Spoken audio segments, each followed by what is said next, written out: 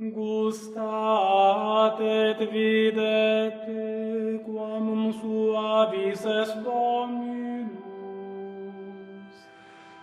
Alleluia, alleluia, alleluia.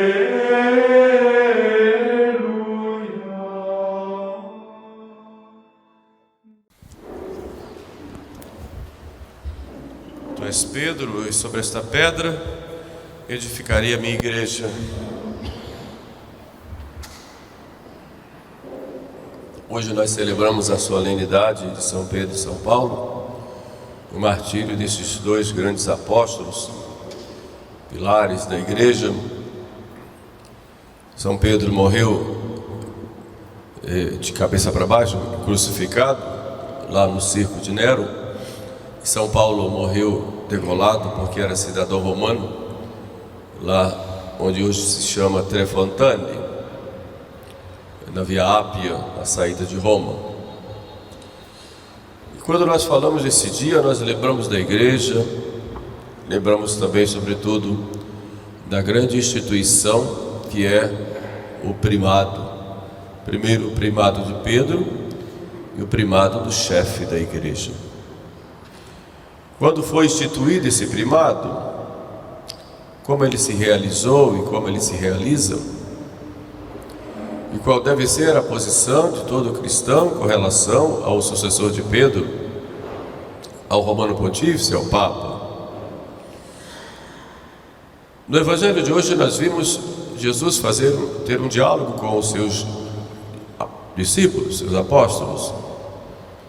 Já estavam prestes a ir a Jerusalém, e Jesus pergunta a eles: quem dizem os homens que eu sou?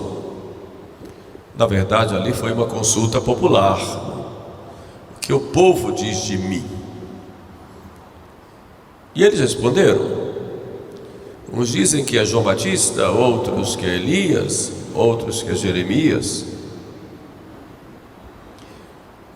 Era essa a verdade?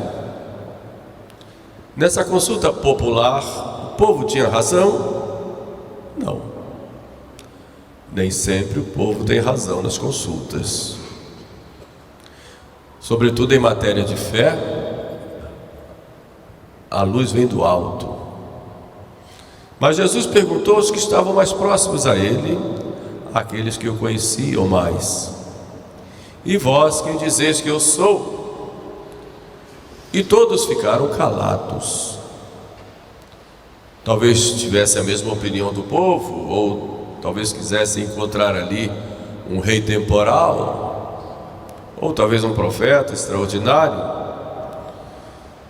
Muitas vezes aqueles que estão mais próximos se calam,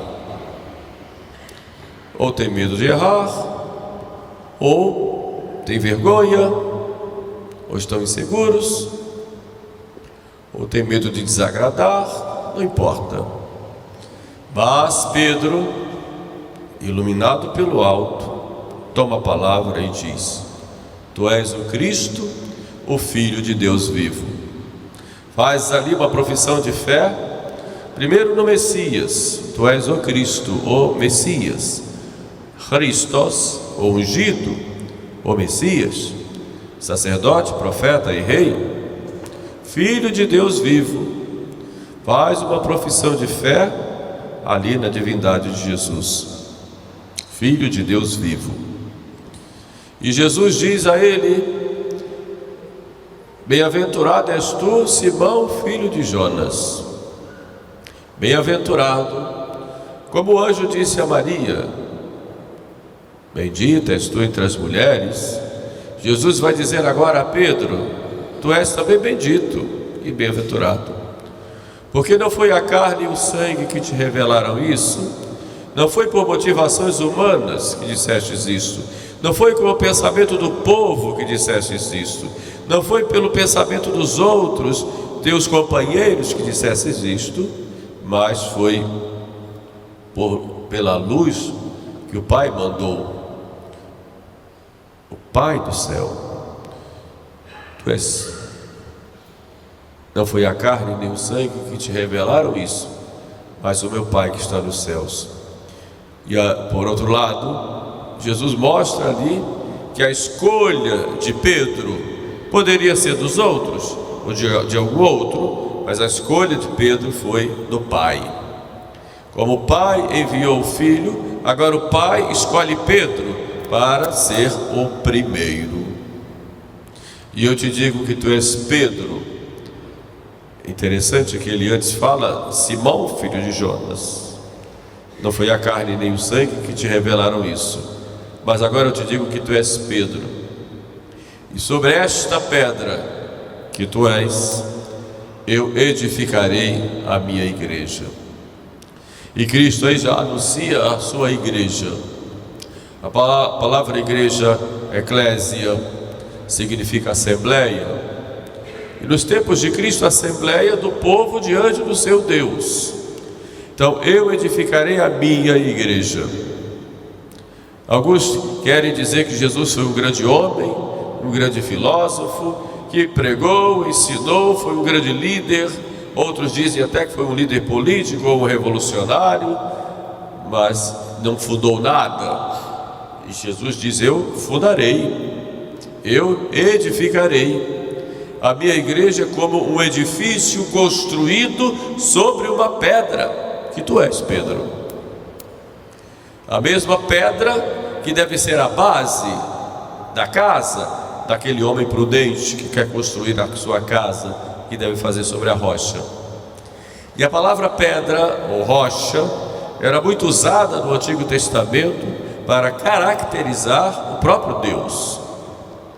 Deus é a rocha, Deus é a pedra. São Paulo, quando fala daquela pedra chamada da contradição, como alguns dizem, lá na caminhada do deserto, quando faltou água e o povo reclamou, e Moisés foi lá na pedra e bateu com o seu bastão e saiu água em abundância. São Paulo diz: esta pedra era Cristo. E São Pedro vai dizer depois: esta pedra angular que foi rejeitada é Cristo. O próprio Cristo vai dizer: essa pedra, sobre quem ela cair, esse será esmagado. Portanto, a pedra tem o sentido do próprio Deus. Próprio Deus. Das culturas antigas, o lugar de Deus. Lugar de Deus, onde Deus está, onde Deus habita, onde Deus mostra ali a sua firmeza, a sua força.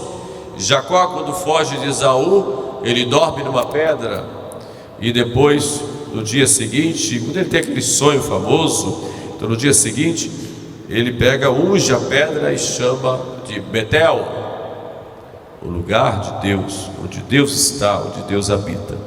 E é esse sentido de pedra que Cristo dá a Pedro. Então notem que dizer que aquele homem, Simão, humilde pescador da Galileia, meio impulsivo muitas vezes, ele é a pedra sobre a qual Cristo constrói a sua igreja. Ele tem uma igreja, e ele não disse as minhas igrejas, disse a minha igreja.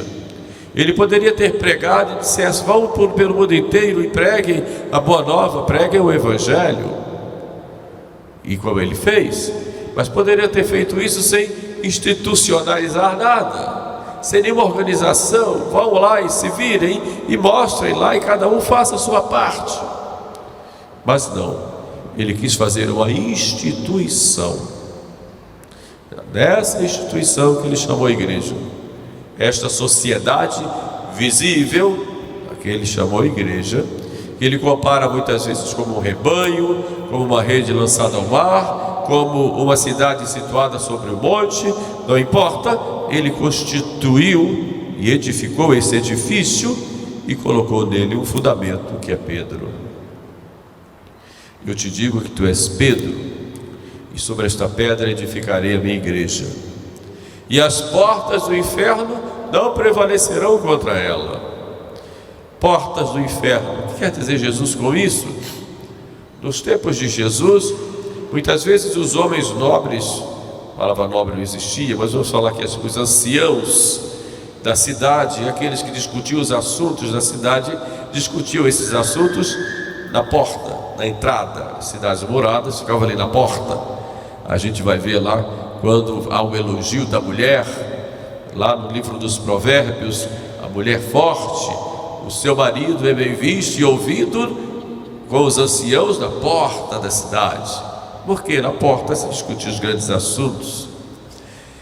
E Jesus disse: as portas do inferno, quer dizer, os demônios, o quartel-general dos infernos vai se reunir e vai fazer de tudo para destruir essa igreja, para se infiltrar nela, para destruir por fora, destruir por dentro, ou inventar 1001 peripécias para acabar com a igreja, para prevalecer sobre a igreja. Mas as portas do inferno não prevalecerão contra ela. E por que diz isso Cristo a Pedro? Poderia ter dito isso lá na ascensão, quando disse: ide pelo mundo inteiro. Quando disse: estarei convosco todos os dias, acrescentaria: e as portas do inferno vão prevalecer. Mas ele diz exatamente na promessa de Pedro: as portas do inferno não vão prevalecer, porque exatamente portas do inferno vão ser vencidas com o concurso tendo Pedro ali como centro. Tem uma ligação clara entre portas do inferno não vencer e a missão de Pedro. Isso é muito evidente. Mas é interessante que logo depois Cristo diz: eu te darei as chaves do reino dos céus. E dar as chaves é dar um poder. Mais do que hoje nós damos a chave para um amigo tomar conta da nossa casa. Dar a chave era próprio para o administrador. Mas não é um administrador que vai lá e administra no sentido moderno. É aquele que vai ser a minha pessoa lá. Então, eu te darei a chave significa você vai ser eu lá. O que você fizer, eu estou junto, estou fazendo junto. Tudo que ligares na terra será ligado nos céus. O que desligares da terra será desligado também nos céus. Esta foi a promessa que Cristo fez de modo especial a Pedro. O ligar e desligar, ele vai dizer depois também aos apóstolos. Mas a Pedro ali sozinho, de modo especial, ele diz isso. Depois da ressurreição, nós vamos ver Jesus aparecendo lá no lago de Genezaré. Pedro já tinha fugido, já tinha negado, já tinha dito que a paixão não poderia acontecer. Jesus já tinha chamado ele de Satanás. Vai para lá, Satanás, teus pensamentos não são dos homens, não são de Deus, mas são dos homens. Tudo isso já tinha acontecido. E Pedro, morto de vergonha, está lá. Pedro viu o Senhor, foi e ao encontro dele, naquela segunda pesca milagrosa. E Jesus olha para Pedro e pergunta para ele 3 vezes: tu me amas? E Pedro diz: sim, Senhor, tu sabes que eu te amo. Aquela é a condição para Pedro exercer o seu ministério. E Cristo diz: apacenta as minhas ovelhas, apacenta os meus cordeiros.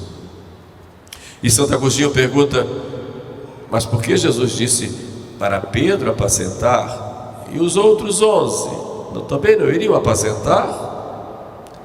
E o próprio Agostinho responde: Jesus disse isso a Pedro para apacentar, porque os outros pastores deveriam apacentar com Pedro.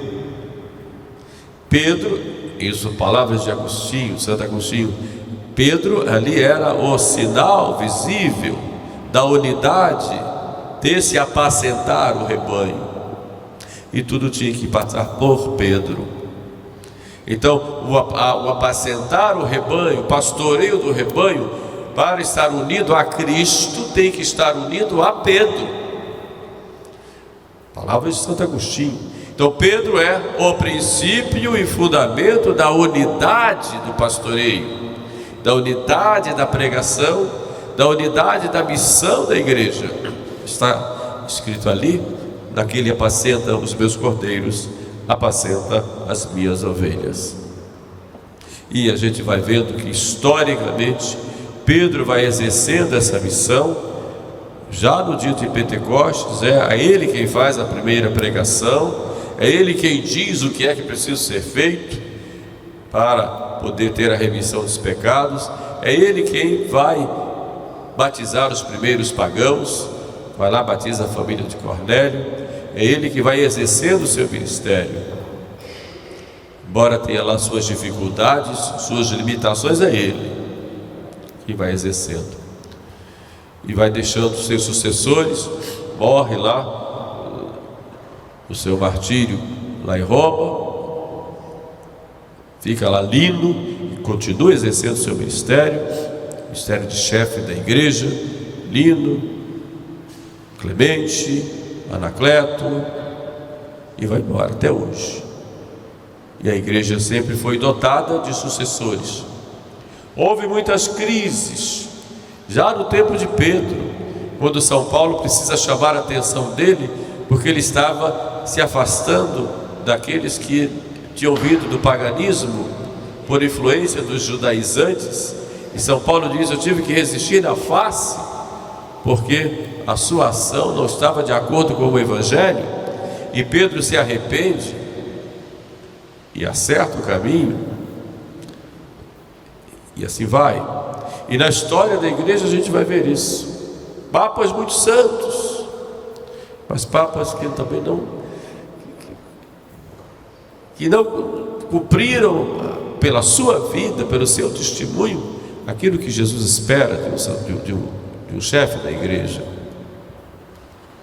Mas a missão dele é ser o princípio e fundamento da unidade. Aquele que confirma na fé, aquele que santifica e aquele que governa. Tu és Pedro, e sobre esta pedra edificarei a minha igreja. Há papas que agradam, outros não. Hoje as pessoas dizem: este papa não me representa. É certo, o papa não te representa mesmo. O papa não está ali como um deputado que você elegeu para te representar. Claro que não. Não existe papa me representar. O papa é o sucessor de Pedro, está ali em nome de Deus. Mas eu não gosto do papa. Mas o papa não é para se gostar, é para estar em comunhão com ele. Você pode não gostar do papa, como você pode do papa atual, como você pode não gostar de Alexandre VI, que tinha filhos. Pode não gostar de Júlio II, quando você foi lá falar com ele estava lá envolvido com as guerras. Pode não gostar de um Bento IX, que você, um rapazinho papa de 18 anos, que tinha usurpado o poder, comprado lá para ser eleito papa, porque quando foi falar com ele tinha bebido, estava cheio de vinho, lá numa taberna.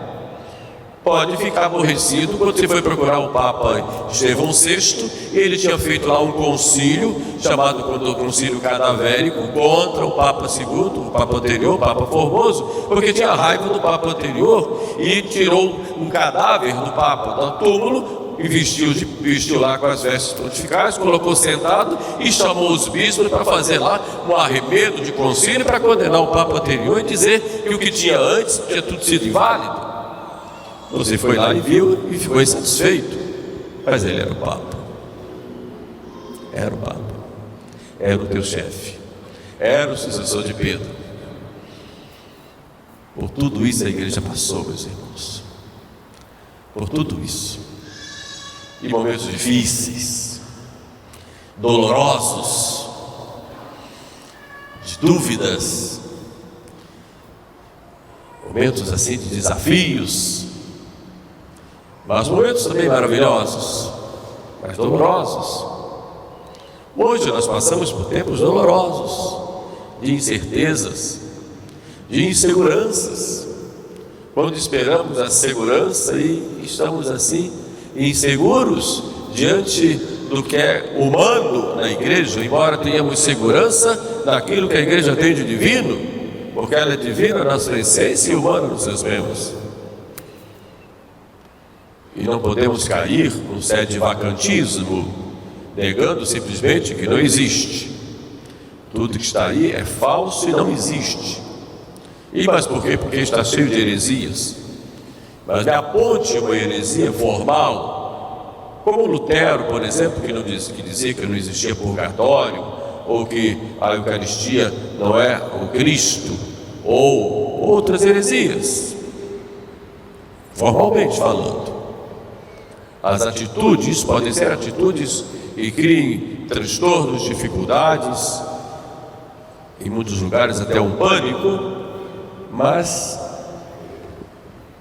a heresia como tal, ali, a negação de um artigo da fé, temos que ter cuidado por causa de um discurso muito bonito. Isso pode nos atrair diante daquilo que nós vemos, numa grande confusão hoje na igreja, atraídos por discursos bonitos, que até quero julgar bem intencionados, mas quando a gente pega a substância e pergunta, o que é isso? O que está dizendo? Fundamentado em quê? E a gente vai ver que a resposta não vem. Não vem. Hoje alguns falam, o Papa é herege, mas qual é a heresia? Qual é, formalmente falando? Qual é o artigo de fé que é negado? Pega a definição de heresia, veja ali. Qual é o artigo de fé que é negado? Formalmente. Como se, por exemplo, dissesse, Cristo não é Deus, que seria um absurdo. Isso é uma heresia. É isso que diz, por exemplo. Formalmente falando. Pode até ter atitudes do ponto de vista pessoal que não agradem, o jeito de assistir, de governar que não agrade, e que muitas vezes comete erros do ponto de vista disciplinar, mas do ponto de vista doutrinário, ali realmente. Então a gente tem que ter muito cuidado quando se faz juízos a respeito deste assunto, até porque não é nossa competência, mas temos que ter o cuidado para não cairmos numa espécie de ilusão como solução para o problema, que é muito mais profundo. Por outro lado, não podemos perder a confiança na igreja. A confiança de que Cristo disse, as portas do inferno não prevalecerão. Não é fácil, às vezes, a gente viver numa família problemática, em que os irmãos não se dão, ou que tem problemas lá do pai, da mãe, etc. É difícil, às vezes. E nós podemos tomar duas atitudes. Eu me nego a ser membro dessa família, mas o pai, você nasceu ali. Assim também na igreja. Assim também na igreja. Nós temos toda uma história que nos protege, todo o magistério que vem dos apóstolos até hoje, que nos dá o caminho. Um magistério oficial, não perdoe o termo, entrevistério, mas um magistério iluminado e guiado pelo Espírito Santo. Temos essa força. Graças a Deus. Vamos por aí. Nós não vamos nos separar da comunhão, porque pode ser difícil, pode ser problemático, a situação em que nós vivemos, a gente às vezes fica incomodado e entristecido, mas os que se afastam da comunhão, esses ficam sem rumo, se perdem e terminam seguindo líderes, e vários líderes, cada um com a sua cabeça, com o seu caminho. E quem garante que esse caminho é o verdadeiro? Quem garante que não se funda hoje, em muitos ambientes, até tradicionais, uma espécie de igreja espiritual, que foi condenada já, e que era a igreja querida por Lutero, e dizia que Cristo fundou realmente a sua igreja, mas a sua igreja não é uma instituição, a sua igreja está no coração daquele que aceita Jesus, como fazem os protestantes hoje. Mas isso é igreja católica? Pode ter sacramentos, pode ter pregação, mas é igreja católica? Os ortodoxos me dizem que são igreja de Cristo, mas é igreja católica? Então é preciso a gente muitas vezes se questionar e pensar, meu Deus, o que é que o Senhor quer que eu faça nesse momento da história?